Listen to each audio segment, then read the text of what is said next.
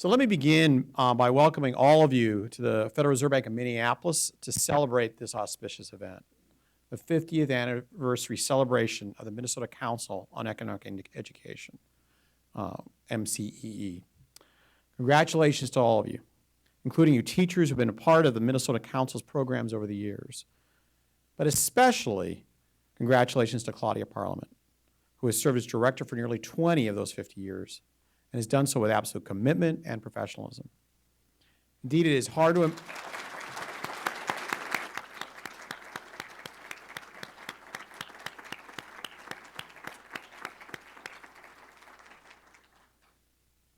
Indeed, it's hard to imagine the Minnesota Council without Claudia, but I understand that she will soon be leaving her post and handing her baton to her successor.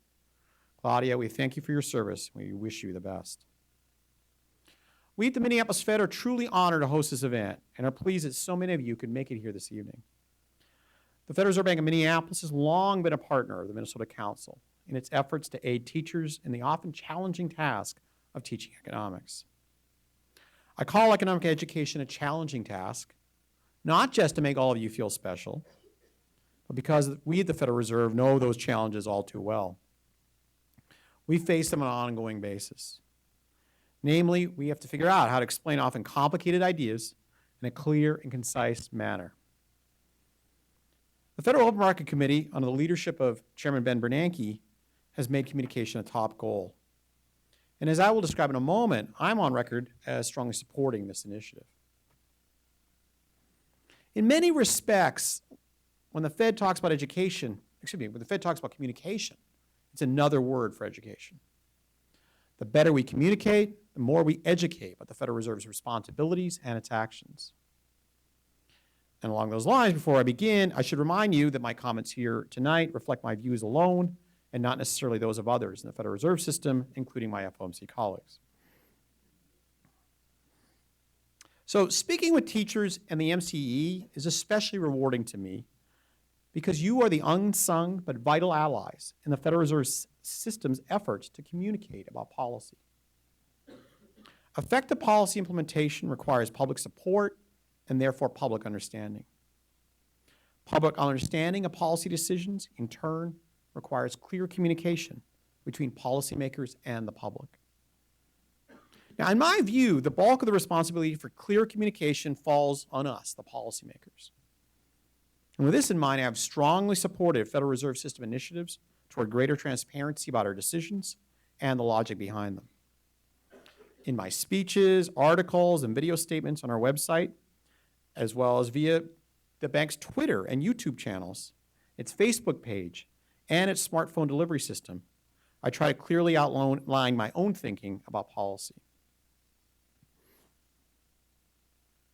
Now, although policymakers have the primary responsibility for effectively communicating their decisions, the task definitely becomes easier when the general public have a basic grasp of economic and financial principles. In my frequent dialogues with audiences in the 9th Federal Reserve District, I'm often impressed by their interest in and understanding of policy issues.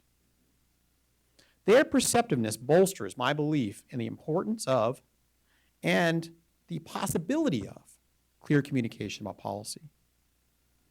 Everyone benefits from a better public understanding of basic economic concepts. It helps policymakers in their efforts to successfully convey policy decisions. And on the flip side, it allows voters to more effectively hold policymakers accountable. But these are benefits that should not be taken for granted. They are the result of an effective system of general education that relies on elementary, secondary, and college teachers to provide training in economics, personal finance, and related social sciences.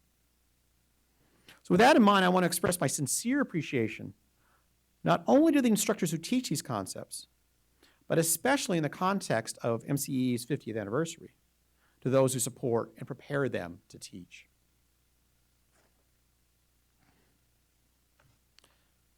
So let me talk about the objective of general economic and personal finance education.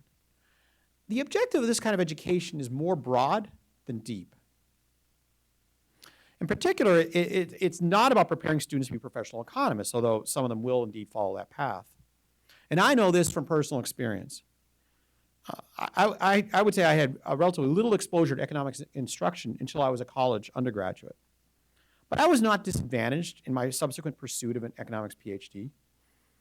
And indeed, it remains the case, many, many years later, I have to say, that many successful professional economists and current economics graduate students had little formal training in economics before college, or even in some cases before graduate school. In other words, the primary aim of K-12 education in economics and finance is to prepare students to be thoughtful individuals, good citizens, and intelligent workers, but not necessarily economists. Now, these aims can be largely met by successfully conveying a small set of basic economic and finance concepts. We economists are notorious for our arguments and disagreements, of course, but the fact is we generally agree on the basic concepts that underlie economic reasoning. And fortunately, economists and economic educators have already translated these core concepts into standards for K-12 instruction.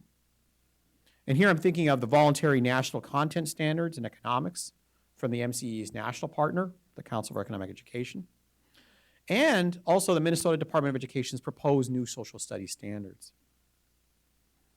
So the good news is that these concepts and more have already been written into proposed or actual standards for K-12 social science education. And there are additional proposed and actual standards in personal finance. In other words, appropriate specific objectives for K-12 economic and personal finance education are pretty well understood. So we've got the objectives, but the challenge, however, is to meet those objectives. And although parents and other mentors and non-school experiences play an important role, and especially I think in the context of personal finance learning, effective K-12 teaching is critical to achieving a broad base of public understanding of basic economic and financial concepts. The mission of the MCE and its sister organizations stems from the idea that effective teaching is based on good material and a well-prepared instructor. Now, the MCE has long provided a full range of materials organized to help teachers teach to standards, including full curricula and lesson plans from the Council for Economic Education, other state councils on economic education, and organizations such as Junior Achievement and the National Endowment for Financial Education. On its own, the MCE has taken a leading role in delivering materials and hosting student competitions for the Cargill Global Food Challenge, which is a curriculum that teaches students how supply and demand factors interact to determine equilibrium prices and quantities of global market, while also covering policy issues related to agriculture, trade, and food security. The widely used Seas, Trees, and Environmental Economics curriculum was developed by Kurt Anderson, director of the MCE's Center at the University of Minnesota Duluth.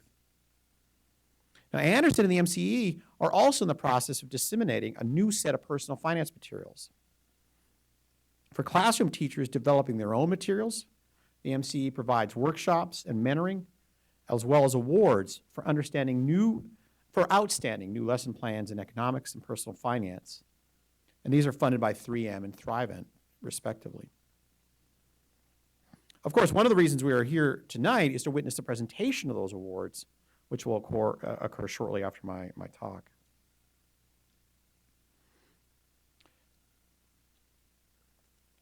Now, teaching materials are important, but only if they are taught, and especially if they are taught by a well-trained teacher. Now, ideally, all teachers will be trained in the content and pedagogy of their subject areas in their undergraduate or graduate courses. But the reality is that many K-12 teachers teach subjects they did not study extensively in college. When the subject is economics or personal finance, there's a common reaction: panic. But it's often followed by a call for help to the MCE or a similar organization. To meet the needs of both new and experienced teachers at all grade levels, the MCE offers an array of courses ranging from using children's literature to teach economics and personal finance, to enhancing the social studies curriculum with economics, and preparing to teach high school economics. Scott Walla's story illustrates that the results can be impressive. Walla became a social studies teacher at Hibbing in, High School in 1996.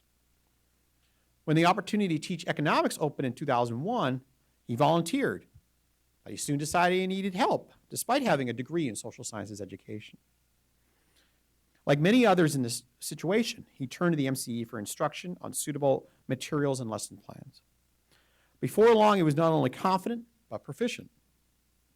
Scott coached his students to the national championships in the Council for Economic Education's Economics Challenge competition 3 times, culminating in a national championship in 2006.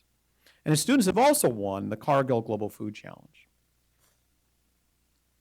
He went on to develop his own lesson plans, winning the MCE's 3M Innovative Economics Educator Award in 2003. 2006, he was named Minnesota's High School Social Studies Teacher of the Year and won the MCE's 3M Economic Educator Excellence Award for career achievement. Along the way, he completed a master's degree in economics for educators. So I'm very proud to be talking about Scott Walla because he's now one of my colleagues. He's an economic education specialist at the Federal Reserve Bank of St. Louis. So this is a transition from panic to proficiency. You know, as somebody who went to economics graduate school at the University of Chicago, I know exactly what the transition from panic to proficiency is all about, I can assure you. But this transition from panic to proficiency has been repeated by many others. As those of you who attend EconFest regularly already know, a number of Scott's fellow recipients of the MCE's 3M and Thrive and Innovative Educator Awards have related similar tales. But these are all anecdotes. We know as economists and economics educators that we have to have research to back up the case as well as anecdotes. And there's a recent study by Wendy Way and Karen Wolden of the University of Wisconsin that documents a gap in readiness to teach personal finance among K-12 educators from across the country. Almost 90% of the K-12 teachers who responded to Way and Holden's survey expressed moderate to strong agreement with the idea that students should be required to teach a financial literacy course or pass a literacy test for high school graduation. And about 30% had actually taught financial literacy concepts, usually integrated into a course on another or broader topic. Nonetheless, the respondents reported a large gap in knowledge about how to teach personal finance. Only 3% of K-12 teachers had taken a college course that covered how to teach personal finance.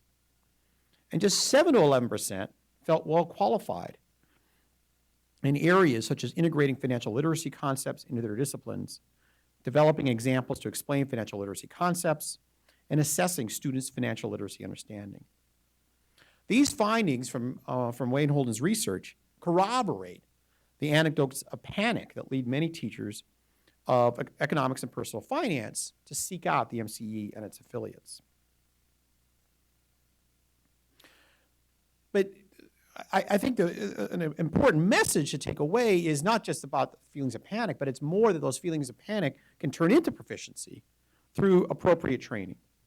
And here again, research supports the anecdotes that we all know of.